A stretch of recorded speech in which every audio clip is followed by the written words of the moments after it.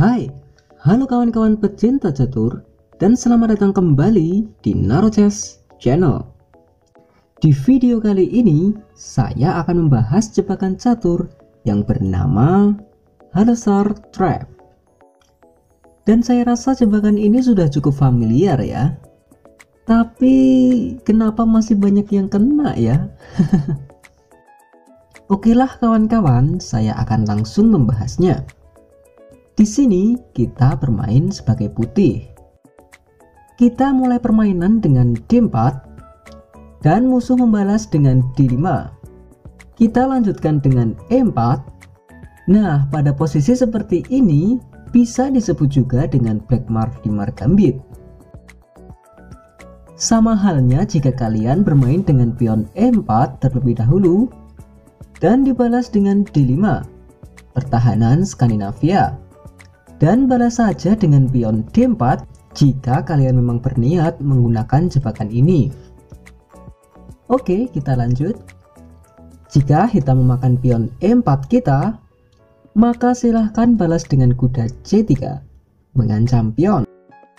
Melindungi dengan pion F5 akan melemahkan sayap raja. Dan melindungi dengan gajah F5 menjadikan gajah terlalu pasif. Jadi di sini hitam biasanya akan melindungi dengan kuda F6. Kita ancam sekali lagi pionnya dengan pion F3. Dan setelah hitam memakan pion kita, jangan makan pionnya dengan pion ataupun kuda, tapi makan saja pionnya dengan menteri. Nah, dengan begini, pion di D4 kita tidak terlindungi, dan hitam pasti akan memakannya dengan menteri. Lalu kita ancam menteri dengan gajah E3. Di sini, menteri mempunyai banyak jalan untuk bergerak. Tapi saya akan membahas gerakan yang paling sering dipakai, yaitu menteri ke B4. Tujuan gerakan ini adalah mengancam pion di B2 kita dan sekaligus memaku kuda. Kita bisa selamatkan keduanya dengan rokade panjang, sekaligus memancing gajah terang putih untuk pergi ke G4 karena menteri dan juga benteng berada di diagonal yang sama. Dan apabila benar gajah ke G4, maka kita balas saja dengan kuda B5. Kalian tenang saja, gajah di sini tidak akan berani memakan menteri karena kuda kali C7 skakmat. Jadi pada posisi seperti ini ada 3 gerakan umum yang dapat membantu raja. Yang pertama adalah kuda ke A6 melindungi pion C7. Yang kedua menteri ke A5 sama melindungi pion C7. Dan yang ketiga adalah pion ke E6 membuka jalan kabur bagi raja. Tentu saja saya akan membahasnya ketiga gerakan tersebut. Dimulai dari gerakan pertama, jika kuda ke A6. Kita lanjutkan saja dengan memakan pion B7, mengancam benteng dan kuda sekaligus. Dan suatu kesalahan bagi hitam jika mengancam balik dengan benteng B8.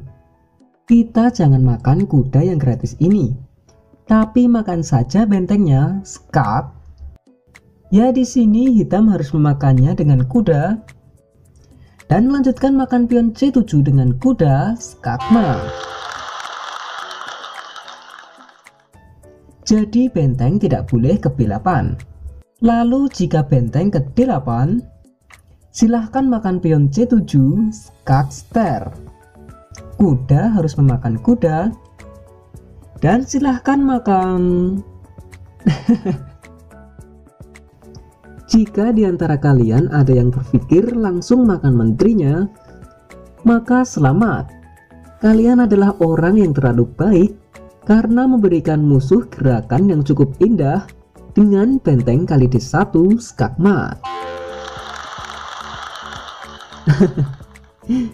Ya, jadi pada posisi seperti ini, jangan langsung makan menterinya, tapi makan dulu benteng kali D8 skak. Raja harus memakan benteng dan barulah makan menterinya. Cukup mudah bukan? Dan bagaimana jika pada posisi seperti ini benteng kita dimakan oleh gajah?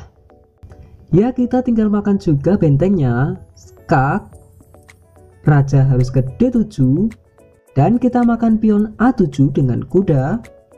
Gajah dan kuda di sini sedang terancam.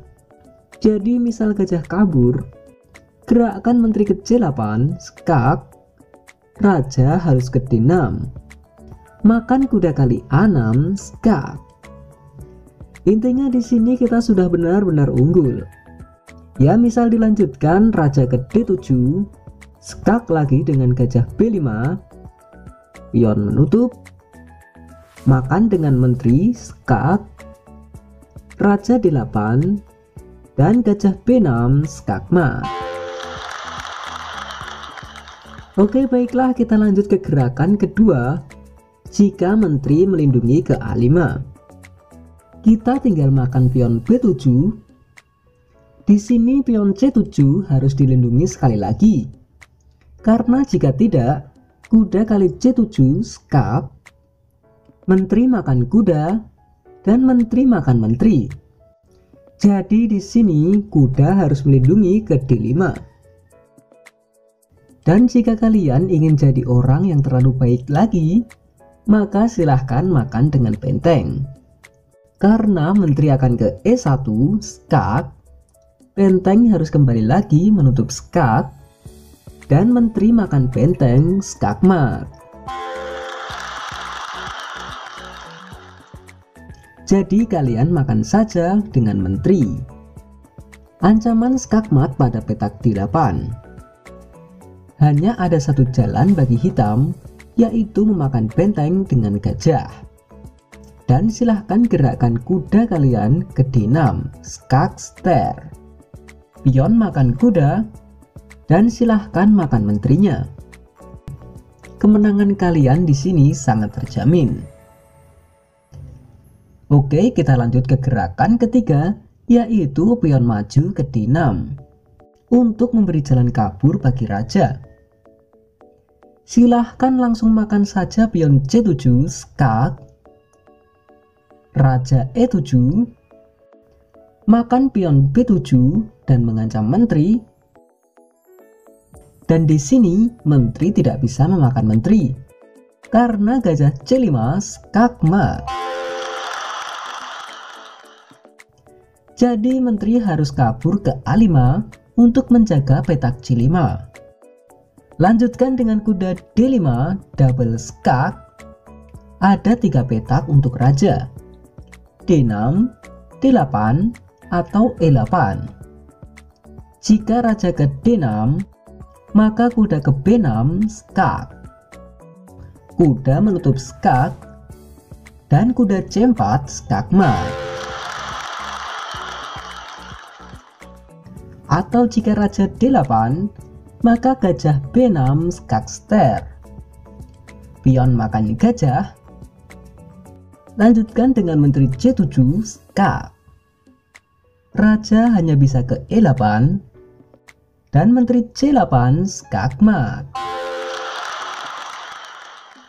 Dan terakhir, jika raja ke E8, maka menteri C8, skak. Menteri harus menutup skak. Lanjutkan dengan kuda kali F6, skak. Pion makan kuda, dan menteri makan menteri, skakmat. Oke lah kawan-kawan, sekian dulu video kali ini. Intinya jangan terlalu baik kepada lawan ya, karena lawan tidak akan pernah memandang kawan. Apaan sih? Oke, jika kalian suka video-video catur seperti ini, silahkan klik like dan juga subscribe channel NaruChess ini, agar saya lebih bersemangat lagi dalam membuat video-video catur selanjutnya. Dan adanya salah kata, saya mohon maaf. Salam chess lovers, terima kasih.